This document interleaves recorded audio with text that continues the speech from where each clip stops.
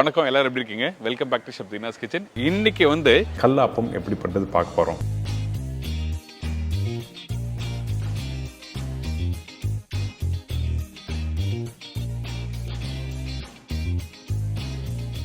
இதோட இஞ்சி சட்னியும் எப்படி பண்ணுறது பார்க்க போகிறோம். இந்த ரெண்டு ரெசிபியும் அருமையான ரெசிபிங்க. இந்த ரெசிபிக்கு தேவையான பொருட்கள்: பச்சை அரிசி 250 கிராம், தேங்காய் பால் 1 கப்பு, ஈஸ்ட் 3/4 டீஸ்பூன், மைதா 1/2 டீஸ்பூன், சர்க்கரை 2 டேபிள் ஸ்பூன், உப்பு தேவையான அளவு. இதாங்க இந்த ரெசிபிக்கு தேவையான பொருட்கள். ஃபஸ்ட்டு நம்ம என்ன பண்ண போகிறோம்னா, நம்மக்கிட்ட இருக்க இந்த பச்சை அரிசியை நல்லா வாஷ் பண்ணி தண்ணியில் ஊற வைக்க போகிறோம். அதுக்காக நல்ல குவாலிட்டி பச்சை அரிசி கடையில் வாங்கிடுங்க. வாங்கின பிறகு இந்த அரிசியை தண்ணி ஊற்றி நல்லா ஊற வைக்கிறோம். ஊற வைக்கிற பக்குவம் என்ன கேட்டால், குறைஞ்சபட்சம் ஒரு 3லேருந்து 4 மணி நேரம் நல்லா ஊற இருக்கணும். அதுக்கு முன்னாடி நல்லா வாஷ் பண்ணிடுங்க. வாஷ் பண்ணிட்டு ஊற வச்சிங்கன்னா உங்களுக்கு நல்லாயிருக்கும். இதுக்கு பிறகு ஊறின அரிசி இப்போ காமிக்கிற பாருங்கள். இந்த மாதிரி கரெக்டாக ஒரு 3 to 4 ஹவர்ஸ் கழிச்சு எடுத்து பார்த்தீங்கன்னா அரிசி நல்லா ஊறிருக்கும்.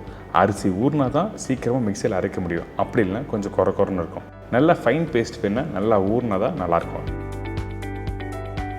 இதுக்கு பிறகு மிக்சியில் இந்த ஊற வச்ச அரிசி இதில் போட்டு தேவையான அளவுக்கு தண்ணி ஊற்றி நல்லா ஃபைன் பேஸ்ட்டாக அரைச்சிருங்க. குறைன்னு அரைக்கக்கூடாது. எந்த அளவுக்கு ஃபைன் பேஸ்ட்டாக அரைக்க முடியுமோ அந்தளவுக்கு ஸ்மூத்தாக இந்த அரிசியை வந்து அரைச்சி எடுத்துடணும்.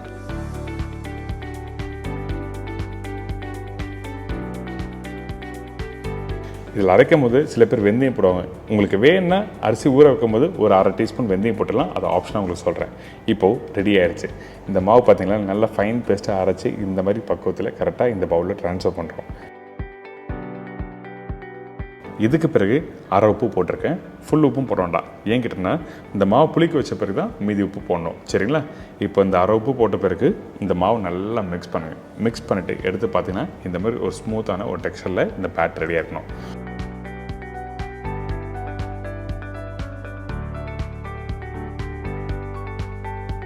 திருப்பியும் கையில் காமிக்கிறேன். மாவோட பக்குவத்தை நல்லா வளவளப்பாக நல்லா ஃபைன் பேஸ்ட்டாக அரைச்சிருக்கேன்ல, இந்த மாதிரி தான் இருக்கணும்.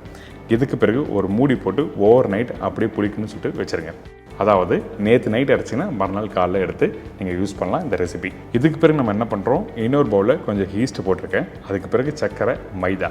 இந்த இடத்துல இந்த ஈஸ்ட்டோட சர்க்கரையும் மைதாவும் எதுக்காக நான் போடுறேன் கேட்டேன்னா காரணம் இருக்குது. அந்த ஈஸ்ட்டை வந்து சீக்கிரமாக ஆக்டிவேட் பண்ணுறதுக்காக இந்த மைதாவும் சர்க்கரையும் போட்டு நல்லா தண்ணி ஊற்றி மிக்ஸ் பண்ணுறோம். எதுக்காக இந்த ஈஸ்ட் இந்த மாதிரி ரெடி பண்ணுறோம் கேட்டிங்கன்னா, நம்ம வெறும் பச்சை அரிசியை என்ன தான் புளிச்சு வந்தாலும் நல்லா சாஃப்ட்னஸ் கொடுக்கறதுக்கு வந்து இந்த ஈஸ்ட்டு தேவை. அதனால நம்ம என்ன பண்ணுறோம்னா, இந்த ஈஸ்ட்டை இந்த மாதிரி ரெடி பண்ணுறோம்.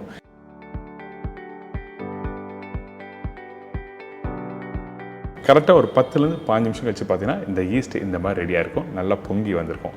இந்த ரெடியான ஈஸ்ட்டை அப்படியே நம்ம பேட்டரை ஊற்றி திருப்பி மிக்ஸ் பண்ண போகிறோம்.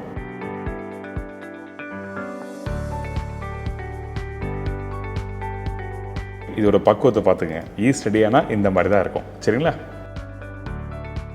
இதுக்கப்புறம் ஒரு நாள் நைட்டு ஃபுல்லாக புளிக்க வச்ச அந்த அரிசி மாவை உங்களுக்கு காமிக்கிறேன். இதை அப்படியே நல்லா மிக்ஸ் பண்ணுறீங்க. கொஞ்சம் மாவு புளிச்சிருக்கும், மேலே தண்ணி இருக்கும், கீழே கெட்டியாக இருக்கும். அதனால நல்லா மிக்ஸ் பண்ணணும் சொல்ல வரேன்.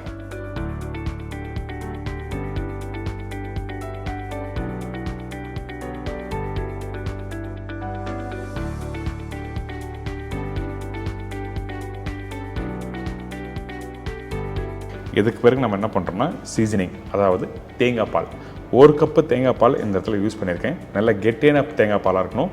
தண்ணியான தேங்காய் பால் கூடாது. திக்கான தேங்காய் பால் தான் அந்த டேஸ்ட் நல்லா எடுத்து கொடுக்கும். இதுக்கு பிறகு உப்பு தேவையான அளவுக்கு போட்டிருக்கோம். சர்க்கரை நான் இந்த இடத்துல எவ்வளோ யூஸ் பண்ணியிருக்கேன்னா 2 டேபிள் ஸ்பூன் சொன்ன பார்த்தீங்கன்னா, அதில் 1/2 டீஸ்பூன் வந்து ஃபஸ்ட்டு ஈஸ்டோட மிக்ஸ் பண்ணியிருக்கேன். மீதி சர்க்கரை இந்த இடத்துல போட்டிருக்கோம். இதுக்கு பிறகு நம்ம என்ன பண்ணுறோம்னா, ஏற்கனவே ரெடி பண்ணி வச்சுருக்கேன் அந்த ஈஸ்ட் இதில் ஊற்றிருக்கோம். அந்த பச்சரிசி மாவு, அதுக்கப்புறம் உப்பு, சர்க்கரை, தேங்காய் பால், ஈஸ்ட்டு இதெல்லாம் போட்ட பிறகு நல்லா மிக்ஸ் பண்ணுங்கள். நீங்கள் பேட்டர் வந்து ரொம்ப திக்காக கூடாது, தண்ணியாக கூடாது. நான் ஏற்கனவே சொல்லியிருக்கேன். பட் இருந்தாலும் இன்னொரு வாட்டி ரெஜிஸ்டர் பண்ணுறேன். இதுக்கப்புறம் ஒரு மூடி போட்டு கரெக்டாக ஒரு 1 ஹவர் ரெஸ்ட் விட்டுருங்க. அதுக்கு பிறகு ஓப்பன் பண்ணி பார்த்தீங்கன்னா இந்த மாவு நல்லா புளிச்சு ரெடியாக இருக்கும்.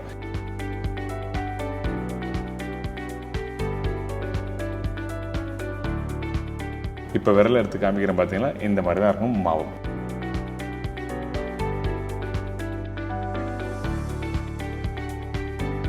இதுக்கப்புறம் திருப்பி மிக்ஸ் பண்ணுறோம். கொஞ்சம் லாங் ப்ராசஸ் தான். ஆனால் வீட்டில் இந்த மாதிரி ரெசிபி நீங்கள் வீட்டில் ட்ரை பண்ணி பார்த்தீங்கன்னா நம்ம வீட்டில் இருக்கவங்க எல்லாருமே வந்து ஐயோ சாப்பிடும்போது அந்த தேங்காய் பால் அதுக்கப்புறம் அந்த சக்கரை அந்த டேஸ்ட் எல்லாம் சூப்பராக இருக்குது. நம்ம ரெகுலராக பண்ணுற தோசை கான்செப்ட் இல்லாமல் இது இந்த கல்லாப்பம் ஸ்டைலில் பண்ணுறதுனால உங்களுக்கு கண்டிப்பாக வீட்டில் இருக்க மக்கள் எல்லாம் விரும்பி சாப்பிடுவாங்க. அதனால தான் எனக்கு நேரம் எடுத்து உங்களுக்காக நான் பண்ணுறேன். இப்போ இந்த மாவு ரெடி ஆகிடுச்சு. இதுக்கப்புறம் இந்த தோசைக்கல்லை ஃபஸ்ட்டு நல்லா சீசன் பண்ணுங்க. கொஞ்சம் எண்ணெய் அதுக்கப்புறம் தண்ணிலாம் போட்டு நல்லா தேய்ச்சி க்ளீன் பண்ணிவிட்டு அதுக்கு பிறகு ஒரு கரண்டி மாவு எடுத்து கரெக்டாக தோசைக்கல்லை ஊற்றுங்க. அதுக்கு முன்னாடி இந்த கல் சூடாக இருக்கணும். கல் சூடு இல்லாத கல்லை ஊற்றினீங்கன்னா கண்டிப்பாக வந்து அது மேலே இருக்க சாஃப்டாக வர தோசை வந்து நல்லா வராது. அதனால தான் கல் சூடான பிறகு ஒரு கரண்டி மாவு ஊற்றிருக்கேன்.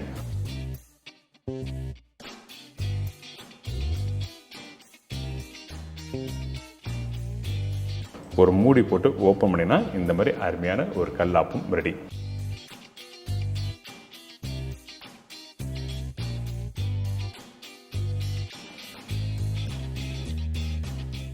இப்போ இன்னொரு தோசையும் பண்ணி காமிக்கிறேன் பாருங்கள்.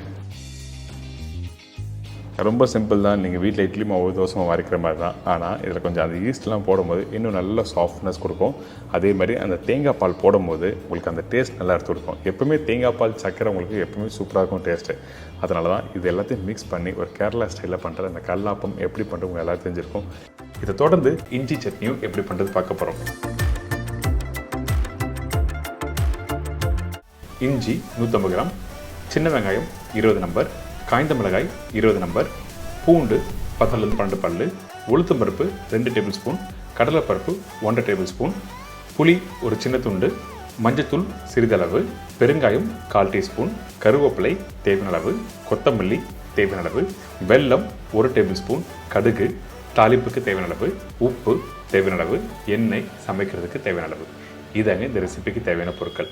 ஃபஸ்ட்டு நம்ம என்ன பண்ணுறோங்கன்னா இந்த இஞ்சி சட்னி பண்ணுறதுக்கு கடலைப்பருப்பு உளுத்தம்பருப்பும் வறுக்க போகிறோம். அதனால் ஃபஸ்ட்டு உளுத்தம்பருப்பு போட்டிருக்கேன். இதுக்கு பிறகு கடலைப்பருப்பு. எந்த ஒரு சட்னி ரெசிபி பண்ணாலும் உளுத்தம்பருப்பு அதிகமாக இருக்கணும், கடலைப்பருப்பு கம்மியாக இருக்கணும். சரிங்களா? இப்போது இந்த உளுத்தம்பருப்பும் கடலைப்பருப்பும் ஃபஸ்ட்டு லைட்டாக வதக்க ஆரம்பிங்க.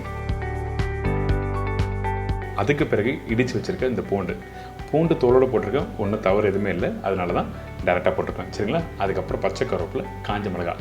நான் காஞ்ச மிளகாய் கொஞ்சம் அதிகமாக போட்டிருக்கேன். உங்களுக்கு காரத்துக்கு ஏற்ற மாதிரி நீங்கள் வேணுன்னா கம்மியாகவும் இல்லை அதிகமாகவும் போட்டுக்கலாம். இதுக்கு பிறகு சின்ன வெங்காயம்.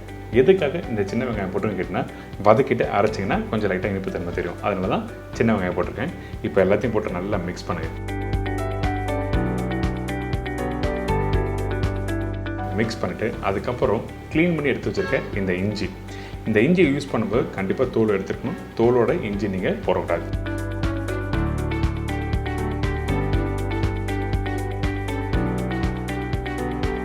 இப்போ இந்த இஞ்சி போட்ட பிறகு திருப்பி கொஞ்சம் கருவேப்பிலை போடுறேன். இதெல்லாம் போட்டு நல்லா மிக்ஸ் பண்ணுங்கள். அதாவது நல்லா வதக்க ஆரம்பிக்கணும்னு சொல்ல வரேன். இந்த இஞ்சி நல்லா வதங்கிருக்கணும். அப்போ தான் துவர்ப்பு தன்மை தெரியாது. கொஞ்சம் வேகாமல் இருந்ததுன்னா கண்டிப்பாக அந்த இஞ்சியில் இருக்க துவர்ப்பு தன்மை தெரியும் ரெசிபி கம்ப்ளீட் ஆன பிறகு.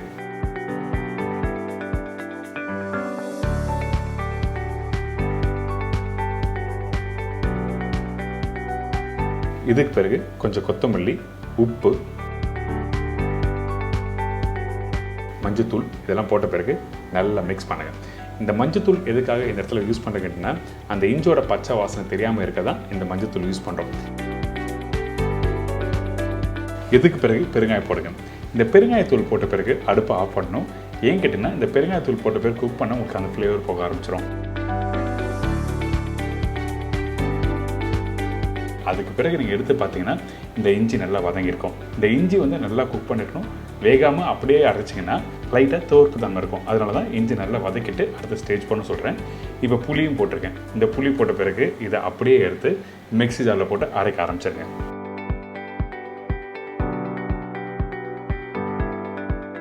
அரைக்கிறதுக்கு முன்னாடி கொஞ்சம் வெல்லம் போடுறோம். இந்த வெல்லம் எதுக்காக யூஸ் பண்ணுறீங்கன்னா காரத்தோட அளவு அதிகமாக இருந்ததுன்னா சாப்பிட பிடிக்காது. அதனால கொஞ்சம் வெல்லம் போட்டால் அந்த டேஸ்ட் நல்லா எடுத்து கொடுக்கும். இப்போது தேவையான அளவுக்கு தண்ணி ஊற்றி நல்லா அரைச்சிருங்க.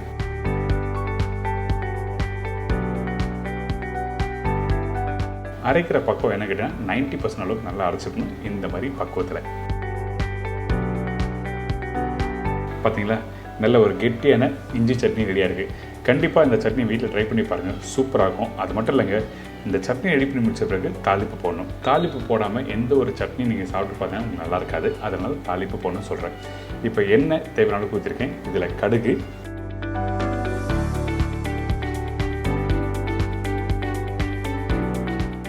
உளுத்தம்பருப்பு,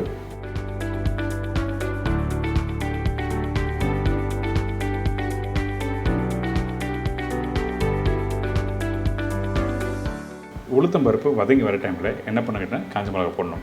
எடுத்த உடனே காஞ்ச மிளகா போடணும்னா உளுத்தம்பருப்பு கொஞ்சம் கலர் மாறும். அதுக்கு பிறகு காஞ்ச மிளகா, பச்சை கருவேப்பிலை போட்ட பிறகு நல்லா மிக்ஸ் பண்ணிவிட்டு அதுக்கப்புறம் அந்த தாளிப்பு எடுத்து போய் சட்னியில் போடுங்க.